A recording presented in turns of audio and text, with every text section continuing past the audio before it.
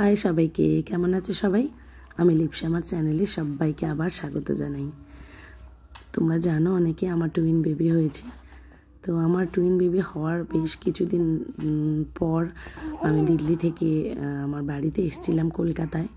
তো কিছু ভিডিও বানানো ছিল, আবার পরেও কিছু ভিডিও বানিয়েছিলাম। তো সারাদিন কীভাবে বেবিদের নিয়ে কাটাই সেই নিয়েও একটা ভিডিও আসবে। আর এটা আমার ভিডিওটা যেদিন বানানো সেটা হচ্ছে ষষ্ঠী পুজোর দিনে। তো প্রথমে ওরা জন্মের পর খুব কাঁদতো আমার মেয়েটা বিশেষ করে, আর রাতে করে খুব জাগতো। তো সবাই মিলে বাস যেভাবে হোক ম্যানেজ করে নেওয়া হতো। ওর বাবা কিছুক্ষণ, আমি কিছুক্ষণ, আমার মা গিয়েছিল আমার কাছে, মা কিছুক্ষণ, এভাবে বড় হয়ে গেছে ওরা। আজ 4 মাস ওদের বয়স। তো এই ভিডিওটা শেয়ার করছি আমার যেদিন বাচ্চাদের ষষ্ঠী পুজো ছিল।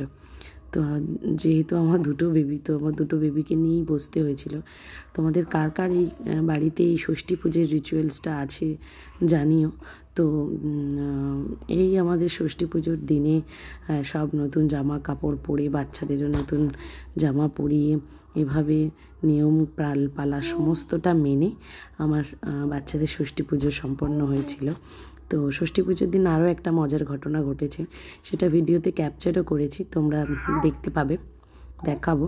তো বাচ্চাদেরকে এরকম খালি গায়ে শুইয়ে রাখা হতো, মানে নিয়ম এটা আর কি পুজোর জন্য। তো যেই শুইয়ে দিয়েছি ঠান্ডা মাটিতে, আমার মেয়ে তো খুব কান্নাকাটি শুরু করে দিয়েছে। তো যাই হোক, এভাবে পুজোটা কমপ্লিট হয়ে গেছিলো। আর ঠিক পুজো কমপ্লিট হওয়ার পরই আমাদের বাড়িতে কিছু গেস্ট এসেছিল। তো সেই গেস্ট কারা বা কী সমস্তটা জানতে পারবে, একটু ভিডিওটা দেখে যাও লাস্ট পর্যন্ত। আমার ছেলের নাম প্রাহিল আর আমার মেয়ের নাম হচ্ছে প্রাহি, নামটাও জানিয়ে দিলাম তোমাদেরকে। তো এই যে চুল দিয়ে ওদের গায়ে বুলিয়ে দিলাম, এটাও একটা নিয়ম। তো অলরেডি দেখতে পেলে গেস্টগুলো কারা।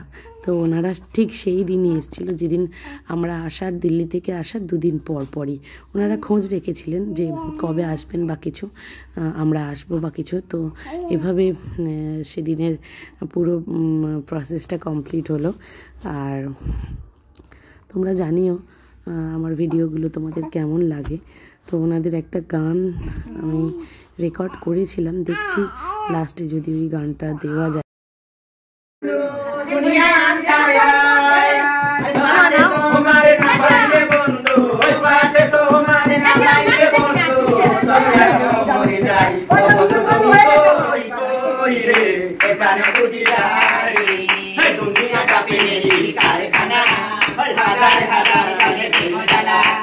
যুগে যুগে বেঁচে থাকে ভালোবাসা, সবাই বলে প্রেম সর্বনাশা। ভালোবাসা জানি না বন্ধু, কত তারে